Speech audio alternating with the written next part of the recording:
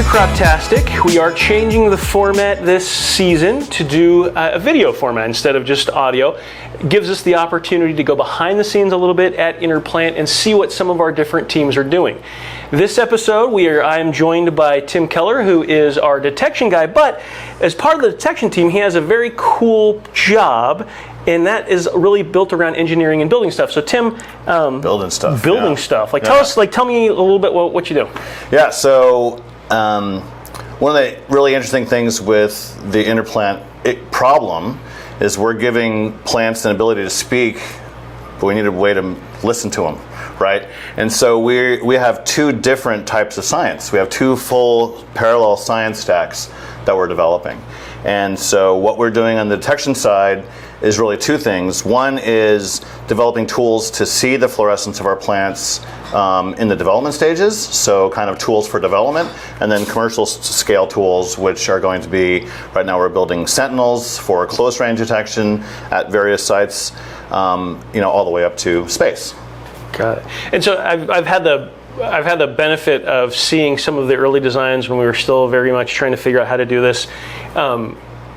I think it seemed like there were a lot of challenges. Can you tell me about, because it started out very early on, like 2019, detecting in a field, and then it's progressed from there. So when you came on, and help me out with when you joined the team, and then what were some of the challenges that you first started tackling when you came on? So I actually got involved in InnerPlant very early because I run a business incubator here in town, and I'm a consultant, and I helped with the first, we called our SIF tower, so using the spectrometer on an arm to look at plants that are glowing versus non-glowing. So back in the days when it was just Rod and Shelley and Dana and Ari, I built that tower for them back then.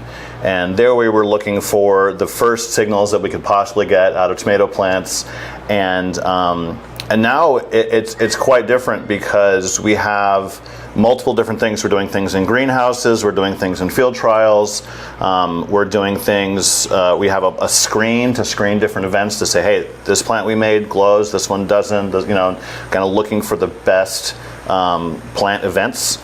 And so we're making lab side hardware. And at the end of the day, you have this challenge of, we're making tools for ourselves, right? We're pushing the biological science aside, but the only person who would ever need a plant imaging tool like what we built is us. Right. There is no market for it. It doesn't exist, so we have to build those tools in-house. That's great. And so it was interesting because you walked through some of the different stages, and you really have, the detection component plays a part, of course, in pretty much every step, because once the biologists create a plant that can send a signal, even in a lab, you have to be able to detect that signal. So there's some designs that you have to do. So walk me through, I guess some of the challenges or some of the formats that you create, because I know we have an imager in the lab, we have an imager, the tower that you guys are building right now, some of the what we call pads for detecting in the field. Can you walk me through each kind of stage of that? Yeah, and there's actually two categories, right? So there is what we call active detection, where we are providing the illumination and then have a sensor that reads the fluorescence that we're illuminating. So that's what we call active detection, and then there's a whole other category which is solar induced. So we're using the sun and we're looking for their fluorescence. Those later ones we're using a spectrophotometer, so we're looking at a mathematical line of the wavelengths and do we have a peak here for our fluorescence or not? And in all the active methods we're using a camera. So all of the pictures you see of InnerPlant plants where you see this glowing thing, that's our active detection. We're hitting them with a very specific wavelength to excite that fluorescence. And then we have a camera with a very expensive filter on it to filter out all light that's not that fluorescence, and you get the plants just popping straight out. And within that sort of spectrum, we have when you say we have them in the lab, we have 3 imagers in the lab and 1 in the greenhouse. We have a small one for the plants when they're little babies and they're kind of seedlings. We have another one for the plants. Well, we have 2 of them in the lab now for plants when they're at various stages like this tall, and then doing the confirmation that these plants are actually glowing in response to being infected by fungus. We have one in the fungal greenhouse where we're torturing these plants and seeing their response. And so we've developed this standard kind of set of hardware for the optics and the systems for that we're applying across these different systems, and so we're generating some efficiencies with that, and we're also taking that same system and now we're putting it on a tower, which is going to be in the Midwest over a soybean field through the whole growing season, taking pictures at night, looking for that fluorescence every single night. And it's fascinating because you have some challenges just because you're dealing with taking images of growing things, the plants. Yeah. You talk about how they're getting, you have to use a different machine to take a picture or take an image of when they're different sizes all the way up to the tower, which is probably taller than me easily. Yep. And so that's an interesting challenge. And I also wanted to point out that it's fascinating because you have the two separate tracks you talked about with the active imaging where we're hitting it with our own light, right, which is pretty much just for the lab and for testing. And then and the Sentinels, are working that way. It's all about intensity, right? So if you are in a satellite, we're not going to illuminate the Earth with a laser. That'd be cool. Right? A space laser is not on the table, right? So you have to use the sun, and the sun is incredibly bright. But then there's a whole science that you should talk to Brandon about for how you pick out that signal when you're doing solar induced. The thing for the active illumination, we're using LEDs, and they are expensive. And so the question is, can you provide enough light? And one of the things that we've done recently, we always thought that we couldn't do active in an outside context because you would have to hit it with so much light, and the lights are so expensive that if you wanted to do it outside, you have to buy $1 million worth of LEDs. And we've figured out recently that if you do it at night and you have a long exposure time, we can get away with using a reasonable number of lights that are still on an array 12 feet above the crops, but we can see it at night. So, well before we have a fleet of satellites going up there, we could have Sentinel towers out there, or perhaps something attached to a tractor that could see this fluorescence. Got it. And so help me out, because there's some interesting, like you said, you're building this for InnerPlant. There's no market for this. We're building it for this. And some of the design briefings are a little odd, right? I mean, if someone comes to you and says, okay, I need to build this thing that works in a field. So walk me through that process, because someone comes to you, I think it makes a lot of sense. I can conceptually see in a lab, hey, I need a box to look at leaves that I've done. But help me out with when someone comes to you for hey, I need this ginormous tower in the middle of the field. Walk me through from how that brief works, how you understand it, and then the design process to get there. Yeah, so we break it in. I handle that two different ways. One is that with anything in prototyping, it's best to always try to get a requirements document. Not what do you think it should be, but what do you need out of it, right? What do you need to solve your problem? Someone might come to you and say, hey, I need a tower, and it might be maybe a drone works, right? But what they really need is the data, right? In this case, we came across the tower because we knew we wanted to plant Sentinel plants out there and be able to see them in the real world during a growing season and track them over time. Which is something we can't do in the lab, right? The time in the lab imager is very precious. The other thing is that to break that challenge down into very small, very cheap experiments. So when we thought, okay, what can we do in a Sentinel context? The first question we had was, can we do this at night? Can we do it with a reasonable number of LEDs? And what we did is we took some LEDs we had on the shelf. This took maybe a week. We designed an experiment, and then we took the camera that we already had, got some plants, and then we were at 3 feet, 9 feet, 12 feet, and can we see it? Can we turn off all the lights but one strip, and can we still see it? And we didn't really think we'd be able to see it at first, but we could, and we found that out experimentally, right? So instead of throwing up an obstacle saying that tower won't work because it'll not be bright enough, we said, no, we can design a cheap experiment, we can try it, and we'll see. And it actually turned out that it did work. So we're actually going down that path, because we have proven in a series of inexpensive experiments that we could do quickly. We learned hands-on, and we have confidence that we can deploy this, and it's not an all or nothing thing. You can kind of get there incrementally. Got it.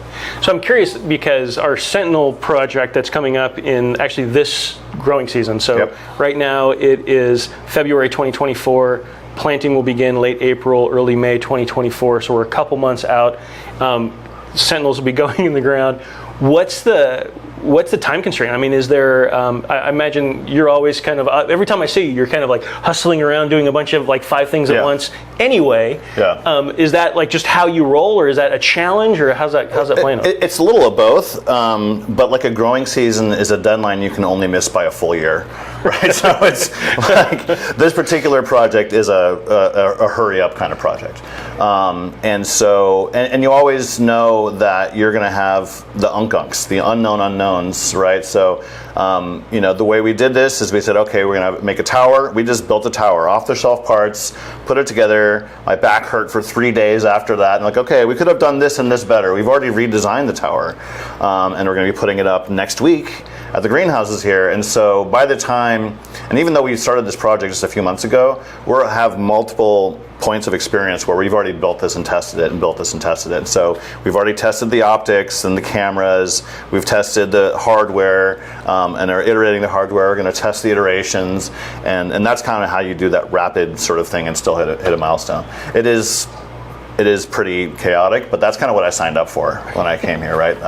Last year when I came on, it was like, Tim, we need help. We have a growing season coming up, and we need to build this, and that. Can you help us? I was like, yeah. I like those kind of challenges. I gravitate towards those. So it is a little bit of how I roll. Okay, yeah. I think one of your other superpowers is curiosity. You're like a very curious guy. Every time we've talked, you're always like, there's something interesting that you're doing or something learning, and you talked about the unkunks, the unknowns. Walk me through some of those. Are there surprises that cropped up as you're doing these projects? Yeah, I mean, there's little things that maybe aren't interested for like we found that we get a lot more out of our cameras. Like we have a camera, the lens, and we have a filter, and we found if you put the filter between here and here, it works way better. Just a small change, but we just tried it. Very simple experiment, and it works way better. Our field of view is much better. Everything is more even. And there's some things that we've done in terms of how we spec our filters that are kind of counterintuitive, but they work really well. But they're the kind of things where unless you are really deep in actually breaking things, coming up against problems you didn't, aren't obvious to the layperson because they're not hitting those walls in their development path, you would never even think of the problem, right? Until you get into it, you really. Yeah, and so how do we pick cameras? We actually found out that cheaper off-the-shelf Raspberry Pi cameras work better than the more expensive cameras. All right, we can get away with doing lower amounts of light by changing exposure time, and so it's just about being hands-on, trying stuff, doing cheap experiments as fast as possible, and then iterating. Got it. So what are you looking forward to in the next, we talked about a couple months till the Sentinels go in the ground in April or May. After that, in the next, say, 6 months or a year, is there anything in particular you're looking forward to? Yeah, I mean, what's cool about this is I think we're building stacks of competencies, right? So we're solving engineering challenges that in terms of we picked LEDs and filters that work and a form factor for those that works. And it's we don't have to revisit that. We now get to take that as a given and build things on top of that. And so we get to see new challenges. I know that there's been chat about making things more efficient in our greenhouse and in our screen, and so we're taking these images that we've already built and we might be adding automation to them so that there's a conveyor belt or there's a turntable or something to bring in. And just building little robots like that is if I retired, I would still be playing with stuff like that. That's a lot of fun for me. So, building little systems, doing constant process innovations is going to be great. And of course, I'm super interested, not that it's part of my responsibility set, but seeing the progress we're making on satellite detection. It's not my area of responsibility, but it's fascinating, and they're making it work. So that's really cool.